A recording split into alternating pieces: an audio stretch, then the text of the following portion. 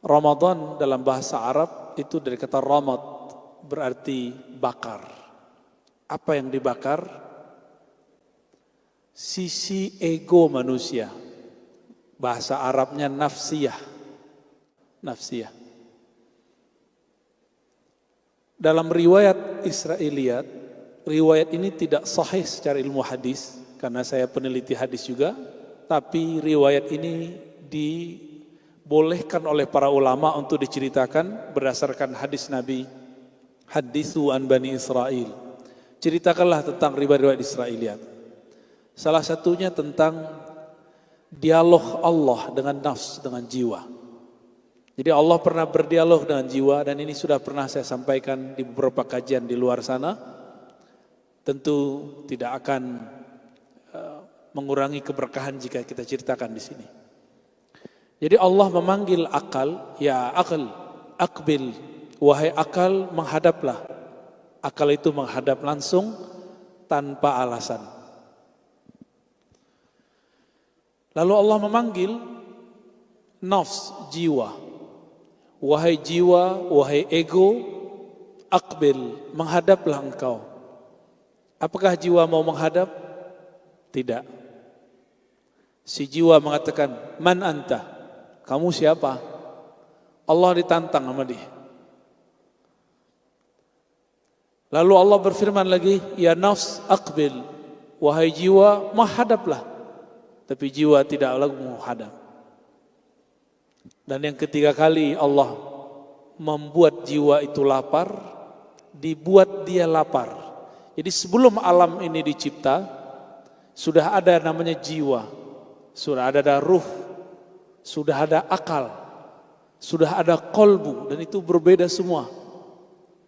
Seperti di tubuh ini ada jantung, ada otak, ada paru-paru. Semua ini organ vital zahir, organ vital batin, akal, jiwa, kolbu, ruh. Coba diingat, akal masuk ke mana? Ya, akal, jiwa, terus apa lagi? Kolbu, ruh. Nah, ini 4 vital manusia. Namun 2 pertama zahir, 2 yang kedua itu masalah ruhani. Allah kemudian membuat si ego atau si jiwa itu lapar. Setelah dia lapar, Allah panggil lagi, ya nafs aqbil, wahai jiwa, menghadaplah. Fa'aqbala, lalu baru dia menghadap. Ruh kita adalah hembusan dari ruhullah, bukan zatullah, ya. Ruh kita bukan hembusan zat, tapi hembusan ruhullah. Ruh ini sebelum dimasukkan ke tubuh ini, Allah kemudian celupkan dulu ke dalam suatu tempat, jurang atau lembah atau danau, apapun istilahnya, yang berisikan syahwat. Di ruh dicelupkan, ketika ditarik baru dia kemudian dimasukkan ke tubuh ini. Itu sebabnya mau ustadz, mau bukan ustadz, mau muslim, tidak muslim, mau beriman, tidak beriman, mempunyai keinginan-keinginan yang rendah. Maka jangan pernah mengkultuskan ustadz, ya. Jangan pernah menganggap dia kan ustadz, masa begitu? Justru karena dia ustadz, dia bukan nabi. Hanya nabi yang dibersihkan Allah Subhanahu wa ta'ala. Jadi ke depan kalau dengar kabar tentang ustadz tidak benar, ustadz keliru, itu dimaklumi. Jangan kemudian ditolak. Memang begitulah ustadz. Karena ustadz bukan nabi. Ya. Maka ketika ruh ini ada di dalam badan, jiwa itu ada di dalam badan, kolbu ada dalam badan, akal ada di dalam badan, semuanya akan terhambat jika jiwa dia biarkan mengikuti kehendak-kehendaknya. Oleh karena itu, perlulah ada Ramadan yang kita temui. Ramadan yang mana? Ramadan yang membakar bukan hanya kelaparan, tapi Ramadan yang membakar nafsiyah, keegoan kita. Oleh karena itu Imam Ahlus Sunnah yang sekarang anak-anak muda sangat jarang mengkaji beliau, yaitu Imam Al-Ghazali. Saya menyarankan nih adinda, ikhwan akhwat atau ikhwan saudara-saudaraku, baik yang seumuran di atas saya semua, coba baca karya-karya Imam Ghazali. Beliau orang cerdas, pintar, tapi masih mau berguru. Imamun Al-Ghazali, beliau memberikan penjelasan tentang puasa itu apa. Kalau puasa orang awam, itu puasa makan minum, itu biasa. Ada lagi puasa orang punya hajat. Contoh, pengen dapat rezeki, puasa. Pernah begitu enggak? Pengen dapat kerjaan, puasa. Pernah begitu? Ingin beli mobil, beli rumah, puasa dulu, wiridan. Ini puasanya bukan karena Allah, tapi karena menginginkan sesuatu. Nah, puasa yang disebutkan oleh Imam Ghazali itu ada puasa fisik, ada puasa jiwa, yang ketiga baru puasa ruhani. Coba diulangi. Yang pertama puasa fisik, makan minum enggak, hubungan badan enggak.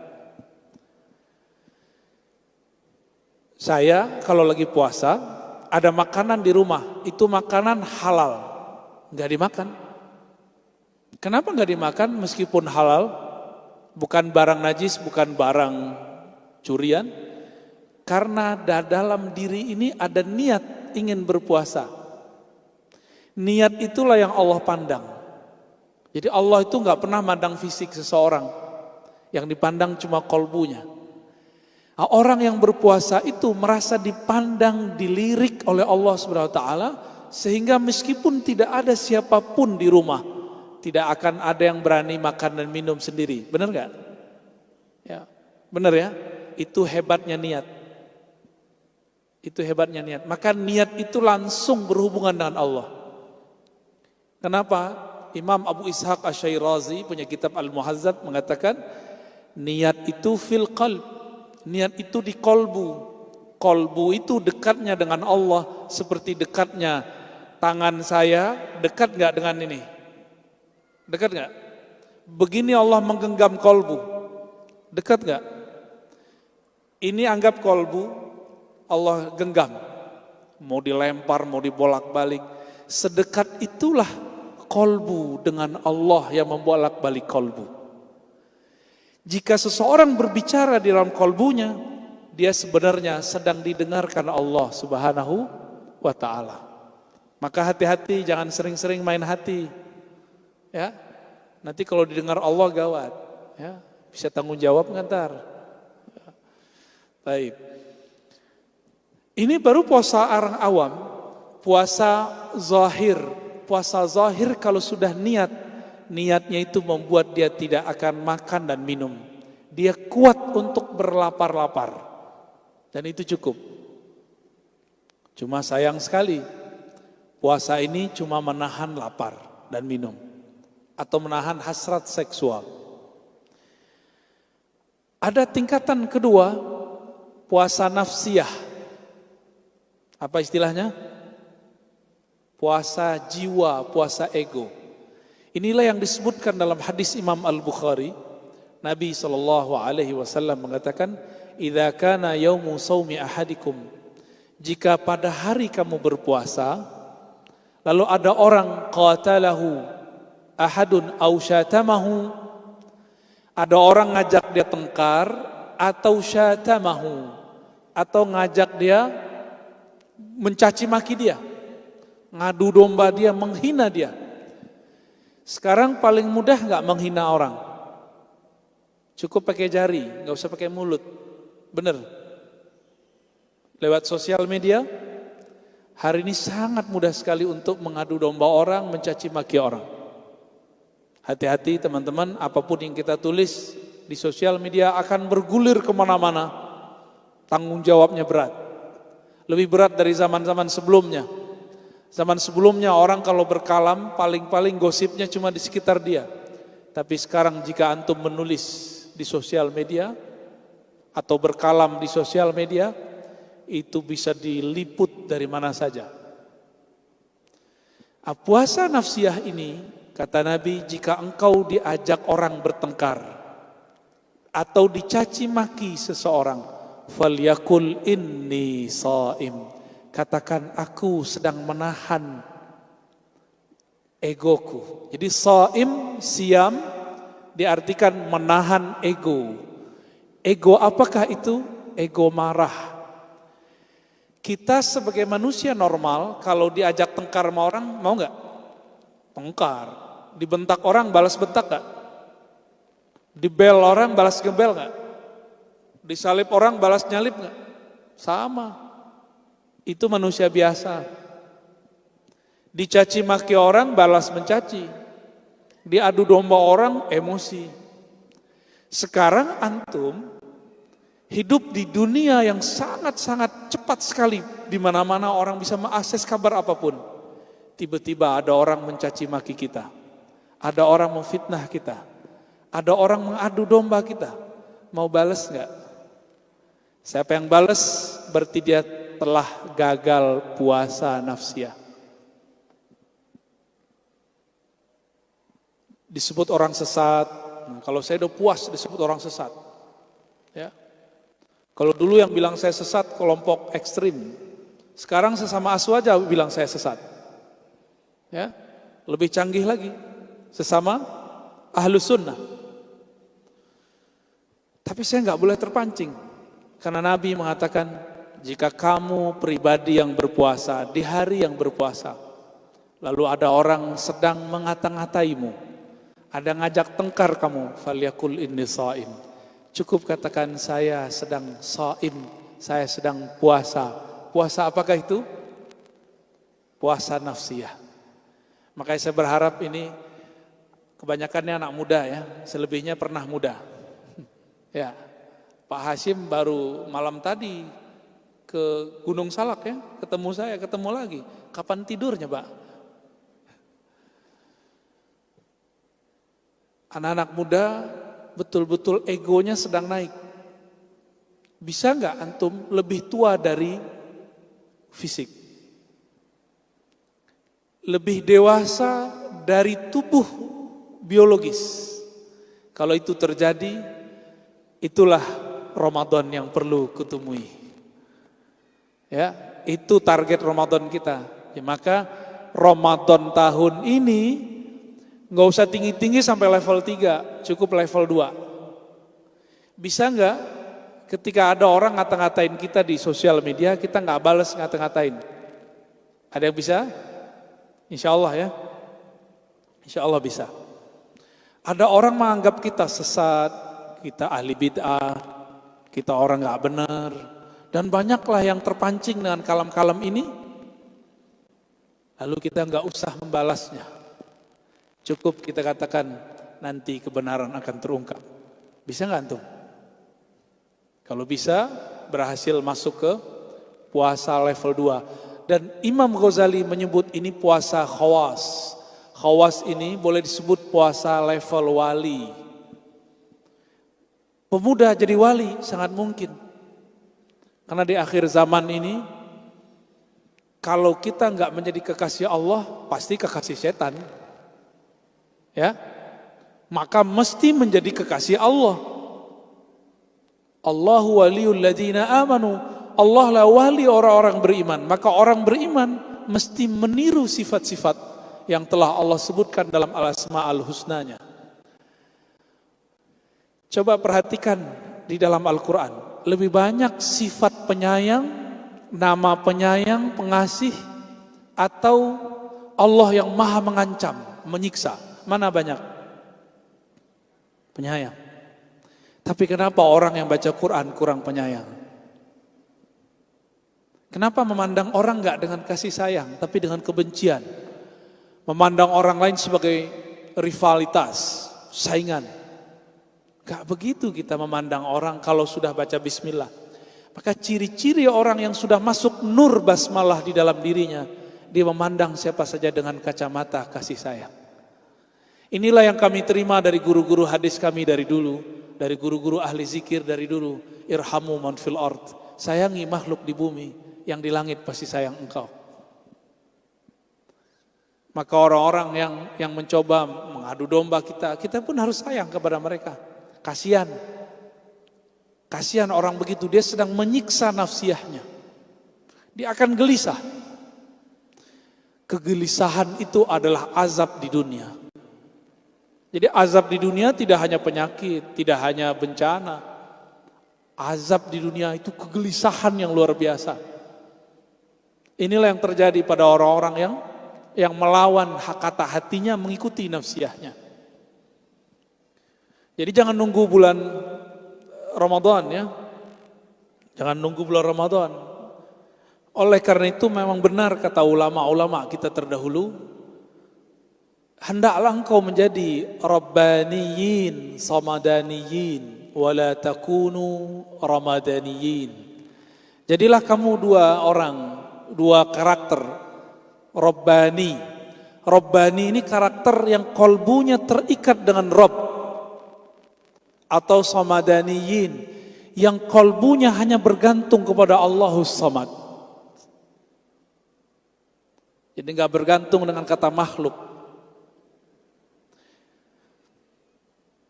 Problemnya hari ini, nafsiyah kita sering mendengarkan kata-kata orang. Akhirnya kurang mendengarkan kata-kata kolbu. Kalau sering mempuasakan nafsiyah, maka kolbu akan hidup. Itulah yang Nabi ajarkan, istafti kolbak. Latihlah dirimu, minta fatwa ke dalam kolbumu.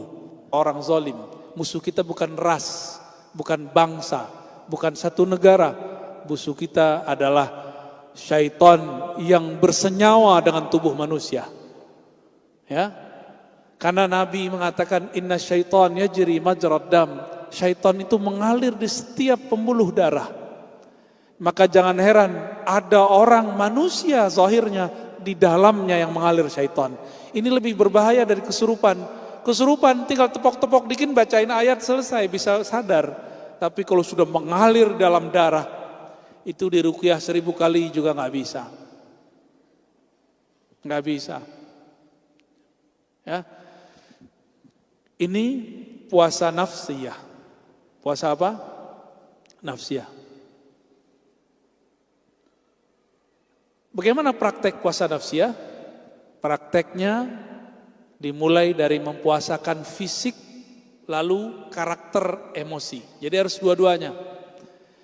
Mata nih senang ngeliatin yang bening-bening, yang cantik-cantik, yang gagah-gagah. Bener gak? Normal gak? Normal. Tapi coba dilawan.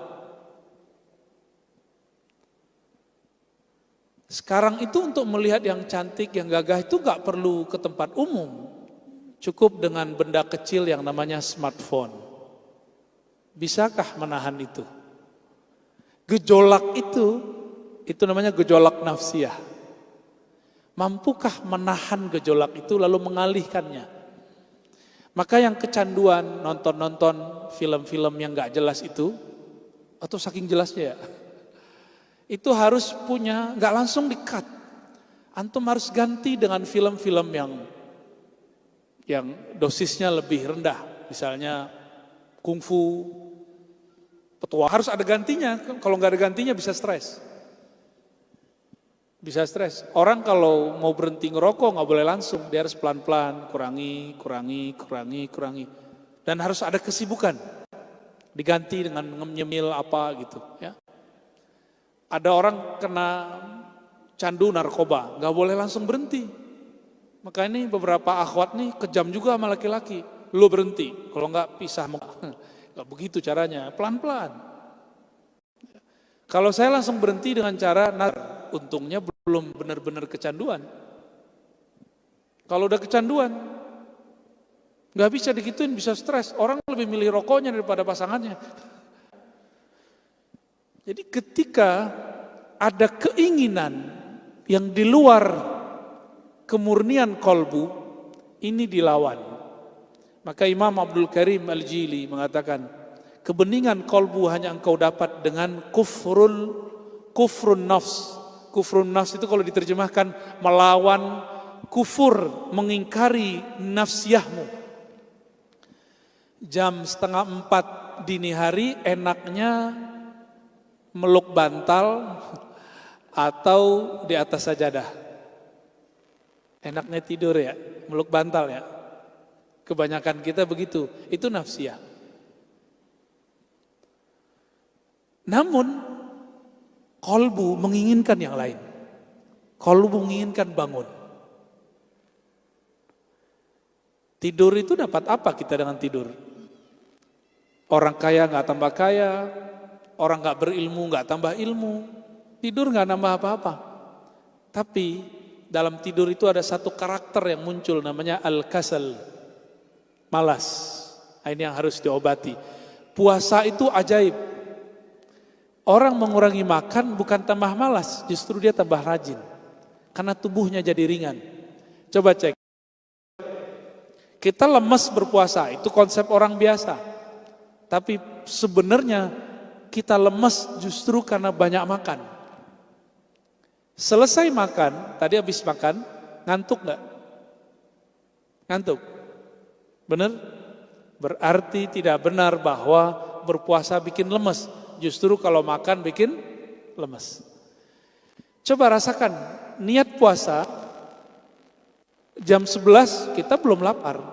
Tapi orang yang sarapan pagi hari, jam 11 perutnya sudah bunyi. Berarti ada energi lain di dalam diri yang muncul dari kata niat. Maka sahabat-sahabat yang bukan Allah, orang-orang yang berpuasa itu dia sedang merawat nafsiyahnya. Inilah ajaran Imam Ghazali, inilah warisan para ulama-ulama terdahulu dari zaman sahabat Rasulullah SAW. Ada level puasa yang ketiga. Ini antum gak mesti ngikutin, ini terlalu berat. Apa yang ketiga? Puasa ruhani. Ruhani itu hanya mau mengingat Allah. Hanya mau ihsan, an ta'budallah ka'annaka tarah. Engkau beribadah seakan memandangnya. Jika tidak memandangnya, maka engkau merasa dipandangnya. Maka puasanya ruh ketika dia tidak lagi memandang makhluk. Kayaknya gak sanggup ya. Belum sanggup ya? Belum sanggup kita. Maka kita cukup kejar sampai nomor 2.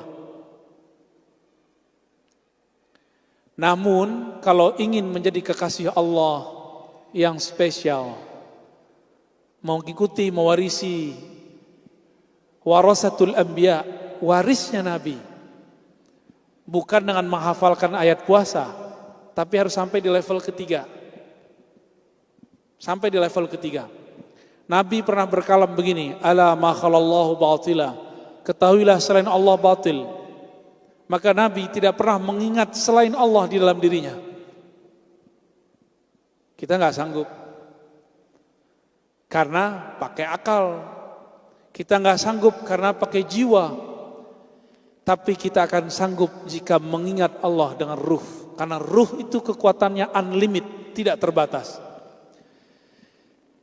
Ini kisah terakhir yang mau saya sampaikan. Sebelum kalau ada tanya jawab. Di 17 Ramadan ada kejadian besar. Siang hari sahabat tidak makan, terjadi perperangan terbesar di alam semesta. Namanya Perang Al-Badar. Perang Al-Badar, ulama ahli sejarah mencari-cari makna, apa arti Al-Badar? Maka ketemulah Al-Badar artinya sumur Badar. Ada yang mengatakan Al-Badar ini nama tempatnya Al-Badar. Tapi semua itu kurang tepat. Saya tidak menyebutnya salah, tapi kurang tepat. Al-Badar adalah nama Rasulullah Sallallahu Alaihi Wasallam. Nabi itu disebut Al-Badar. Coba kalau baca sholawat, Tala'al badru alaina. Al-Badru artinya sang rembulan. Maka disebut perang Badar Ahlul Badar mereka orang-orang sang rembulan, orang-orang yang membersamai sang rembulan yaitu Rasulullah SAW. Ahlul Badar ini jumlahnya cuma 313 melawan ribuan orang. Secara nafsiyah takut nggak dengar begitu? 313 lawan ribuan orang, takut nggak? Melawan rasa takut ini mainnya di dalam ruh. Di akhir zaman, jangan berharap para pejuang-pejuang murni itu banyak. Nanti banyak pejuang-pejuang yang berguguran mundur di tengah jalan. Rusak karena adu domba, rusak karena kepentingan politik, rusak karena popularitas, rusak karena macam-macam. Gugur. Sisa nanti yang murni-murni. Yang mereka saling mencintai sesama muslim, sesama mukmin, sesama muhsinin. Biruhillah, dengan kekuatan ruhullah, spirit dari Allah Subhanahu wa taala. Bukan karena kepentingan. Nih hati-hati. Ini antum ngumpul, yuk kita buat koperasi yuk, tar saham bagi. Tunggu sebulan akan ada perpecahan. Gak nyampe sebulan akan ada perpecahan. Dan itu sudah terjadi kemarin-kemarin. Apa hasilnya sekarang? Berlanjut gak koperasi-koperasi yang ada kemarin? Gak berlanjut. Kenapa? Karena terbersit di dalam hati kepentingan nafsiyah. Sedangkan 313 sahabat ini, di dalam diri mereka tidak ada lagi gejolak nafsiyah. Mereka tahan banting. Oleh karena itu, satu orang Allah lipat gandakan kekuatan rohaninya. Dalam hadis Bukhari, hadis Muslim disebutkan, sahabat ini, sahabat-sahabat 313, belum tangannya memukul, itu orang yang dipukul sudah jatuh duluan. Dan terdengar bunyi pukulan dari atas. Saya ceritakan begini, oleh orang yang aku katanya bermanhaj ahlus sunnah, kat ilmu. Malaikat Quran, yang orang suka baca Quran, orang suka ngaji, suka mencari ilmu, itu di majelisnya akan hadir malaikat yang namanya kiram katibin. Ada di Quran. Di hadis juga disebutkan begitu. Ma'a safaratil kiramil bararah. Disebut juga safarah kiram bararah. Itu turun nama antum sekarang. Gak ngeliat kan? Kalau ngeliat kabur. Dikira hantu. Dikira halu. Apa kata jawaban Jibril? Hei Muhammad, malaikat yang ikut berperang di zaman itu, sebagaimana sahabatmu yang ikut berperang adalah sahabat paling mulia, maka yang ikut berperang saat itu juga malaikat muqarrabin yang sangat mulia. Jadi satu orang ada malaikat yang menjaganya. Itu ahlul Badar. Bayangkan, puasa, belum makan minum, lawannya orang kenyang. Kalah tuh orang kenyang. Dan coba perhatikan, di zaman kita berpuasa, di zaman Talut juga sama. Belasan bahkan puluhan ribu tentara, kata Talut, jika kita ketemu sungai atau mata air, jangan engkau minum banyak-banyak. Tapi minumlah cuma seteguk, diambil pakai tangan, pakai jari. Apa kata tentara Talut? Susah amat sih jadi tentara Talut, diatur-atur, minum aja diatur-atur. Kabur mereka. Ada yang minum, kekenyangan, gak bangun-bangun, ketiduran di sekitar itu. Ada yang pulang balik. Yang bertahan, yang minum seteguk, cuma 313 orang. Itu mereka pangkatnya. Kalau sekarang disebut wali, di zaman itu sudah sepangkat nabi. Cuma kan gak disebut kan di Quran, itu mereka nabi semua. Karena di zaman Rasulullah sudah tidak ada lagi nabi kecuali beliau, maka Ahlul Badar cuma wali, sahabat Rasulullah SAW. Hatta Nabi Khidir statusnya sahabat Nabi, nggak lagi sebagai wali, nggak lagi sebagai nabi, ya, hanya sebagai wali Allah. Itu sebabnya Ibnu Hajar al-Asqalani, imam ahli sunnah, memasukkan Nabi Khidir sebagai sahabat Rasulullah sallallahu alaihi wasallam. Coba perhatikan teman-teman. Talut tentaranya 313 enggak minum dengan nafsu. Nabi Muhammad puasa beneran sama sahabatnya, jumlahnya sama 313. Baru setelah itu berkembang tentara Rasulullah. 313 inilah yang berkembang. Dari 313 jadi 1000, jadi 2000. Tapi yang inti 313. Di dalam diri mereka tidak ada lagi gejolak-gejolak nafsiyah yang berarti. Satu kali, ini Nabi sudah wafat. Nabi sudah wafat. Ada Nuaiman. Masih ingat kisah Nuaiman? Biasanya Habib Ali Al-Kaf ceritanya bagus sekali tentang Nuaiman. Itu peminum. Lapor seseorang kepada Umar, ya Umar, ya Amirul Mukminin, itu pemabuk, bunuh aja, kan udah lebih dari 3 kali. Apa kata Umar radhiyallahu ta'ala anhu? La, fa innahu yuhibbullah wa rasulah. Orang ini cinta Allah dan Rasulnya. Orang ini cinta Allah dan Rasulnya. Maka di situ Sayyidina Umar memandang orang bukan zahirnya, tapi memandang kalbunya. Bisa nggak antum ketemu orang pemabuk tapi nggak ngelihat zahirnya? Bisa nggak? Kalau bisa, berarti sudah mulai mengikuti jalan Sayyidina Umar. Ngelihat pemaksiat tapi nggak dilihat maksiatnya. Lihat kebeningan kalbunya bahwa dia pengen benar. Nah, ikhwan akhwat fillah, 17 Ramadan itu hari kemenangan 313 orang melawan orang kenyang. Maka boleh saya katakan puasa Ahlul Badar ini puasa ruhiyah. Dia enggak takut lagi kepada makhluk. Dia cuma berharap kepada Khalik. Mereka lah yang disebut dengan Rabbaniyin, Samadaniyin. Orang yang ruhnya dalam berpuasa hanya berkiblat kepada Allah Subhanahu wa taala.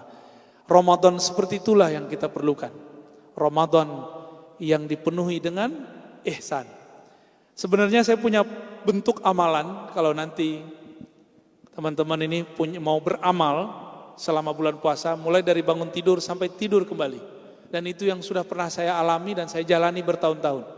Kalau mau nanti saya kasih ke panitia, disebut dengan suluk from home. Kalau ada kerja dari rumah, masa nggak ada berlatih rohani dari rumah.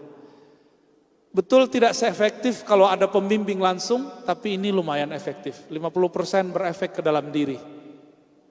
Mulai dari bangun tidur sampai tidur lagi. Insya Allah nanti kita bagikan ya. Saya rasa cukup. Kalau ada yang mau didiskusikan, tafadhal. Ada yang mau ditanyakan?